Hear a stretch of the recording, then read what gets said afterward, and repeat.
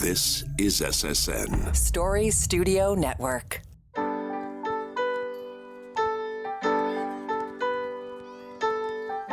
Hi, my name is Pamela Fuselli, and I'm the host of Popping the Bubble Wrap.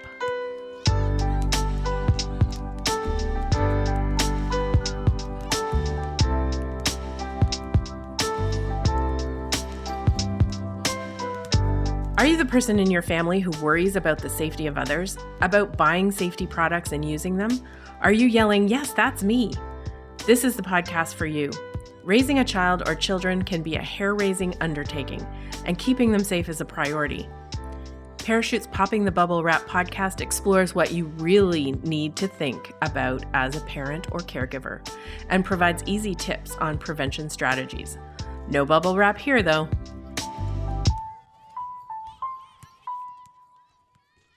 Holidays don't have to be hazardous, and no, I'm not talking about too many chocolates or family get-togethers. Home safety is always top of mind for parents, but your routines change during the holidays. More people are coming over, you're involved with different activities like lighting candles for holiday celebrations, or new products are now in the house, aka presents. So, how do you keep the hazards away but not dampen the celebrations? I'm happy to have Heather, Adam, and Jenna joining me today. Thanks for being part of Parachute's Popping the Bubble Wrap podcast. Happy to be here. Thanks for having us. Happy to be here as well. Super.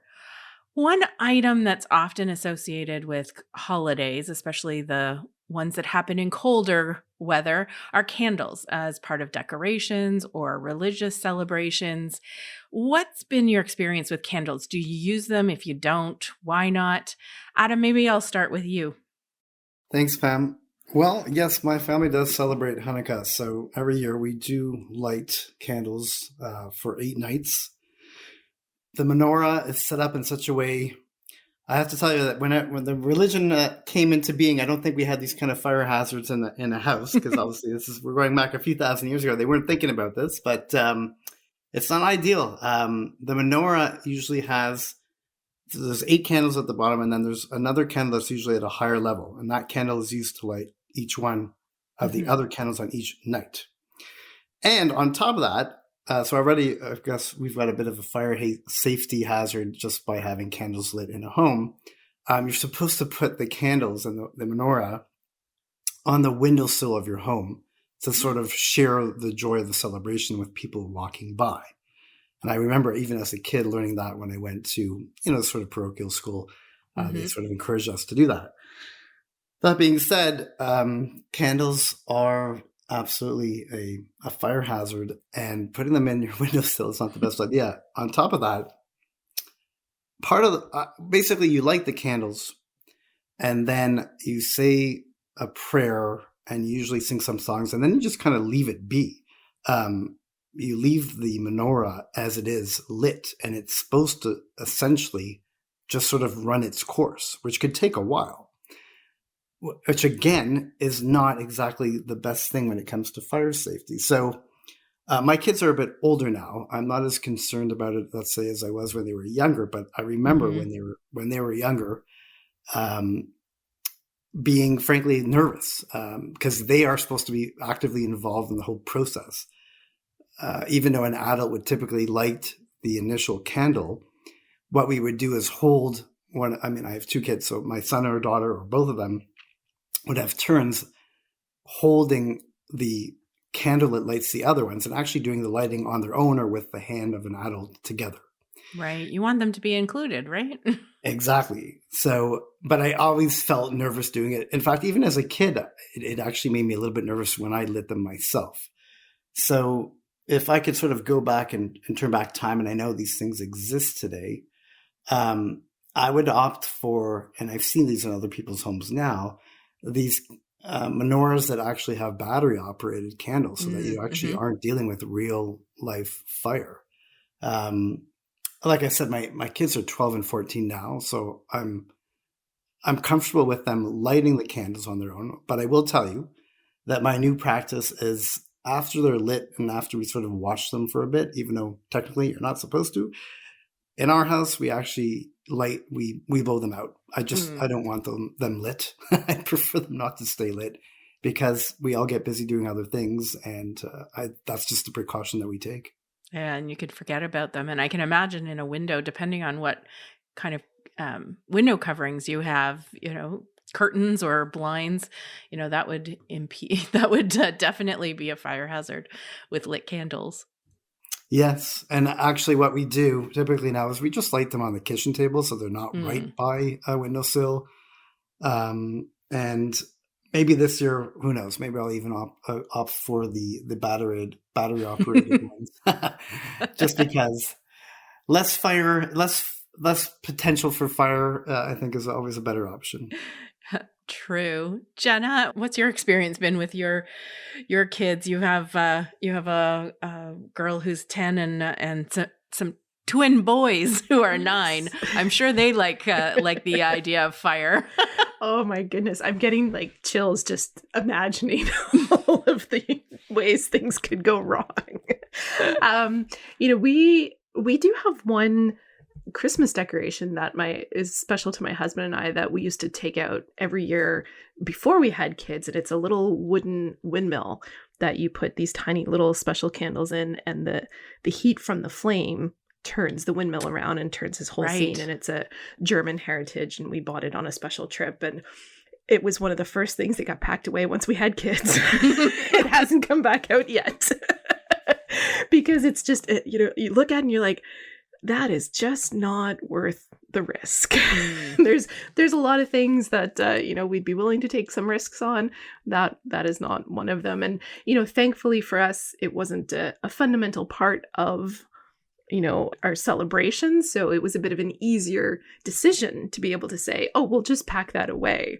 I really feel for the people, who have fire and candles as part of their cultural celebrations. That's a really difficult thing to try to figure out how to be safe with all the different hazards and the knowledge that we have now, right? But I love hearing those stories of, different ways that people have come around to, battery operated. We have a lot of those little battery operated tea lights that we use for things, for decoration around the holidays. And we're in that stage now, like you said, our daughter is 10, and we've had to start watching to make sure that she's right at that age. And I remember it very well where you're like, oh, candles are so pretty and incense could burn. And it's like, oh, no, let's make sure that everything, there's no candles in rooms. There's no, anything like that has to stay in, on the kitchen table somewhere where we can keep watch. We make sure it's put out. And, we've added a cat to the mix now. And I can't imagine any flame being a safe bet for us this holiday season. Yeah, I was thinking about, candles on coffee tables with dogs' tails wagging by. Like, there's so many different scenarios here. Heather, what is any of this sounding familiar to you? So very familiar. I loved candles growing up, especially like Jenna said, as a teen and early 20s, you have candles galore and you think it's the most beautiful thing. But as soon as I had kids, I could not relax having them around. We did a total 180 and we packed away our candles in one move and we never got them out in the subsequent, I think, 4 moves that we've done since. We put them on top of the birthday cakes and that's it. And, like Jenna, we have 2 cats and a dog as well now. Even though our kids are older, we're not ready to bring back the candles. And I even get a little bit nervous when it comes to the batteries and the mini tea lights. So our big go-to is like using those mini LED lights on the strings, the fairy light kind of things. We do a little essential oil diffuser. Nothing's burning, no flame. It's the only way my poor brain can rest. Well, and you bring up a good point. There's so many different products now and choices on the market that you can still enjoy what a candle brings without the fear of the flame being accessible from your kids, their dog, the tail, the cat that, has the curiosity. But I think all of you brought up something that's, sometimes we think about more during the holidays and especially with new toys or new products in the house, so many items that we buy these days have batteries.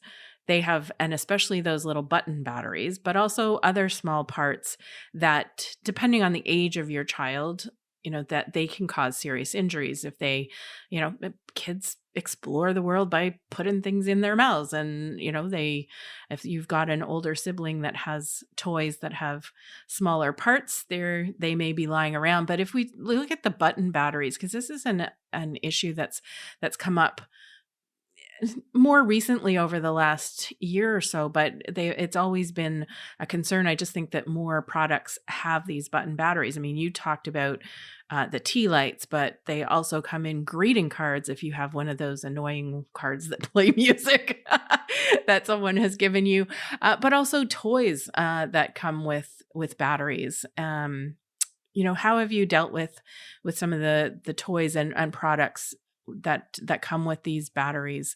And Heather, you kind of, we left off, you had talked about that. Maybe you want to weigh in here. Yeah, for sure. I remember with my oldest, when there's only one around, it's not that big of an issue. And I think you nailed it on the head when you said the older siblings. Once there's other siblings around, you lose the control of your environment. They've got friends over. There's all of a sudden a lot more bodies and a lot more contributions to the toys and batteries in the household. So I definitely realized when my second was born that our vigilance had to go way up. And it was a really important thing for us to teach our older daughter. There's 4 years between them. So she was old enough to start understanding that you really need to keep your toys away from your sister, kind of help be mommy's helper to make sure that these little choky things don't get anywhere near your little sister. And she, luckily to my advantage, she loved being a big sister. She loved being mommy's little helper. So yeah, we just enlisted the aid of everyone around us to kind of, be aware of what's going on, because it's definitely, you can't keep your eyes on them 24/7. So for us, it was a matter of, talking to them and letting everyone in your circle know, this is what we're looking out for. Here's some hazards, just really talking was the big thing for us. Yeah. Adam, the batteries, I know I was talking to a friend a couple of weeks ago about why is it so hard to get into the battery packages. And that's actually part of the protection of accessing batteries, kids accessing batteries, is the packaging. And we've seen products and toys. Some of them come that you actually have to unscrew the battery compartment to get into the battery, which helps to keep little hands off of batteries. But have you, if you're thinking about going to battery operated, or were your kids ever interested in how things work and, pulling things apart that they might access little button batteries? Absolutely. My son in particular was really, he's still like that. He's like, things don't change all that much. No, I remember, this is a funny thing about kids, that that when they get a gift, the thing that fascinates them the most isn't the gift itself, but it's the box and the packaging. Yep. But the reality is that the box and the packaging can be hazards. The box can be sharp. The bubble wrap can be sharp, or can have, it pops, it can scare the kids. There's other things. So those are always a little bit of a concern. And sometimes they did need help with them. It's funny, this makes me a little bit kind of romanticize the past, but I remember having toys as a kid, like let's say trucks or cars, that did not have any battery. And I remember having a lot of fun with them. So I don't think that it's so important for these toys to have batteries. Kids can find ways to entertain themselves doing it the old-fashioned way. If they can have fun with a box, then why not have fun with a truck or a car or a doll or whatever? It could be anything. Just using it in a manual way. It's just an idea about a little bit of going back to the past, but maybe going back to the past might be a little bit safer. I do remember the disappointment on Christmas Day when I got something that required a battery and the battery was not included, and my parents had forgotten to buy the batteries for that item. So maybe that is one of the options. Jenna, or mostly you know what products you have in your toys you have in your house, but you also have visitors coming in with like purses and bags and things like that. So there's, you know, not only do you have to think about, you know, what you have in the house, but what people are also bringing into the house. Have you had any scares with button batteries, or do your kids pay any attention to them? Our kids were pretty good with things like that, thankfully. And I think part of the reason was we did everything we could to avoid having them in the first place, kind of to Adam's point. You know, we were, especially when we were expecting our daughter, we were in that like overprotective first parent stage. And we went to all the classes and read all the books and did all the things. And one session that we went to, really stuck with us, and it was actually about, you know, language learning with your infant and how important it was to speak with them. And the instructor talked about how damaging some of these infant toys can be because they set the volume so loud on them when they make noise. And her advice to us while we were still expecting was, you know, turn off the sound, take the batteries out if they come with them. Don't let your kid have these things with loud noises in them when they're little.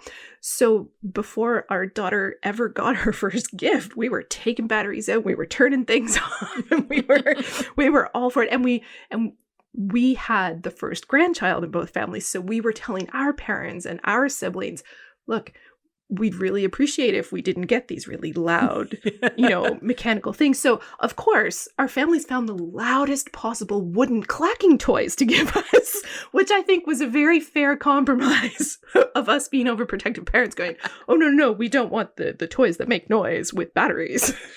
So you know, be careful what you wish for. But I was going to say, and now all your siblings who have had kids after you are returning the favor, shall we say?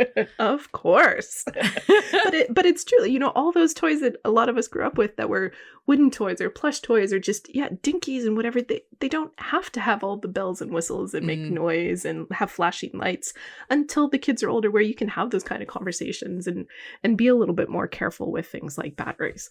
Yeah, and it's amazing how those little button batteries can do a lot of damage if they're swallowed and you don't get treatment right away. So I think there's a lot of parents listening that are, you know, have very similar experiences that you all have talked about today. So thank you so much for sharing your experience, your concerns, your strategies around keeping your kids safe around the holiday season. Thanks for joining us today. Thank you. Learn how to holiday safely. Read about common holiday hazards and how to avoid them at parachute.ca/holiday safety. That's parachute.ca/holiday safety. It's time to open your parachute. Stephanie Cowell is Parachute's Director, Knowledge Translation, and she has spent more than a decade working in the area of injury and trauma prevention. Welcome to Popping the Bubble Wrap podcast, Steph. Hi, Pam. Great to be here. Excellent. So we had an interesting conversation with parents around their holiday activities and some of the injuries that we see happening in this space because of changes to our environment, but also different traditions, technology as solutions. You know, what did you hear that really caught your ear, as it were, with the parents talking about what they do around the holidays to keep their kids safe? Yeah, it was really interesting to hear the stories about how their holiday traditions and observances have changed around the ages of their children. So just like you're changing your environment, maybe, you know, you're going through and childproofing and changing other aspects of your home, also maybe going about changing the way that you're doing things. And, you know, as much as we think about tradition as being long-standing and non-changing, it really does change over time. You know, the observances that our homes are different compared to the thousands of years ago when some of these traditions were started is so true. You know, the way that our homes and our furniture are built now, those materials are just set to go up in flames compared to old times. So being aware of, safety factors around some of these things like candles are really important. So it was nice to hear of, some of the changes, some of the creative solutions, whether it's just in your home or in the types of products that are offered out there right now. Lots of talk about, candle solutions. And, I remember years and years ago what fake battery operated candles look like. And now they're so realistic with their flickering, and they're looking, and some of them are scented and looking beautiful. So, as these things evolve, there are lots of opportunities to still build in these memories and traditions, but being aware of ways to put hazards away. Yeah, and candles, I think, really, are synonymous with some of the holidays. The innovations that candles, as you said, have taken have made it such that you can still get the majority of the result that you want from a real candle. And I guess that kind of ties in a little bit to, some of the other flame or fire kind of injuries that we see, like burns and scalds related to cooking. Can you talk a little bit about that? Yeah, well, as you know, Pam, burns and scalds are one of the leading causes of injury and very serious injury with younger children in particular. And of course, living in a country like Canada with our long and dark and sometimes really dreary winters, a lot of what we do, whether it's around the holidays or just over the winter season, involves a lot of light and warmth. So whether it's lighting candles, lighting the fireplace, cooking your favorite comfort foods, cooking traditional foods when you're together with family, all these come with a certain amount of risk to be aware of when it comes to heat and flames and hot substances around children. So particularly being in and around the kitchen, and things get really busy there, being aware of some of the hazards there. So, keeping young children away from hot stoves and ovens, even when you turn that oven off, it stays quite hot for a while. So keeping them away from those surfaces, whether it's, if someone can supervise them in another room, or if it's, strapping them in their high chair so they can still hang out with you and be part of those transitions is a great option as well. Keeping pots and kettles and other really tempting things away from edges. So, pushing things back on counters, keeping pots on the back burners, keeping handles turned away, all those little things. So perhaps if you were to squat on the floor of your kitchen and look up and see all the tempting things above you, keeping those away from little eyes and hands. There's been, speaking of innovations in products, things like the kettles and toasters. If anyone's been frustrated with the short length of a toaster or a kettle cord, that has been partially due to preventing scald burns from those appliances. And I think probably people will be interested or maybe surprised that, hot liquids like hot coffee, hot tea actually are a source of scald burns for kids. Yeah, absolutely. It's a really common source. So, if you are going to have hot liquids, keeping those away from little ones, again, keeping them away from the edge, or if you're going to be, snuggling with your kid, carrying your kid around, putting down that hot drink, putting that away so they're not grabbing at it. Again, you may think that I can handle all of these things and I'm multitasking and walking, but kids are so unpredictable and they love to grab. So yes. Removing that temptation or that potential consequence is a good idea. Yeah, if you have to have your coffee or tea, make sure you use one of those cups that has a lid that's non-spill that you can keep shut, but still have a sip every once in a while. Yeah, I think that's definitely a great gift idea. True. Also having a working fire extinguisher in the kitchen area in the home, really important. Maybe something you think you may never have to use, but it's one of those, in the situation, you're going to want to have it on hand.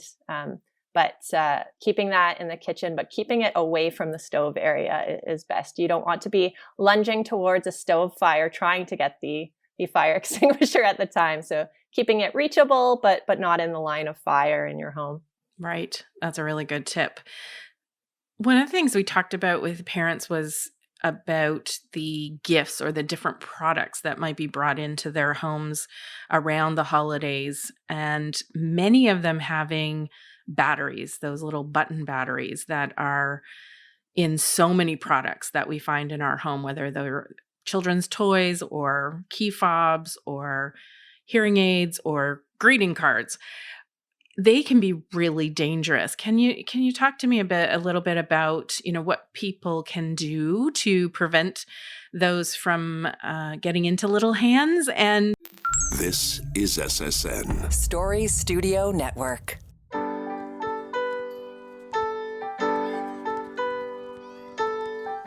Hi, my name is Pamela Fuselli, and I'm the host of Popping the Bubble Wrap.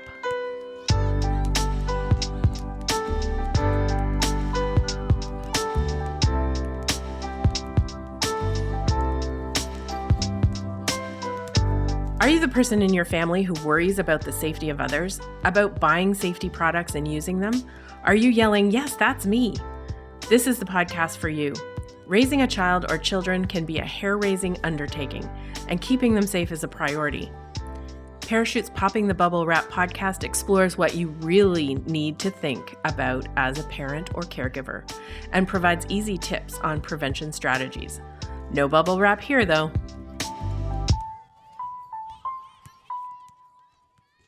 Holidays don't have to be hazardous, and no, I'm not talking about too many chocolates or family get-togethers.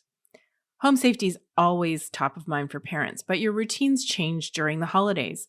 More people are coming over, you're involved with different activities like lighting candles for holiday celebrations, or new products are now in the house, aka presents. So, how do you keep the hazards away but not dampen the celebrations? I'm happy to have Heather, Adam, and Jenna joining me today. Thanks for being part of Parachute's Popping the Bubble Wrap podcast. Happy to be here. Thanks for having us. Happy to be here as well. Super. One item that's often associated with holidays, especially the ones that happen in colder weather, are candles as part of decorations or religious celebrations. What's been your experience with candles? Do you use them? If you don't, why not? Adam, maybe I'll start with you. Thanks, Pam. Well, yes, my family does celebrate Hanukkah. So every year we do light candles for 8 nights. The menorah is set up in such a way.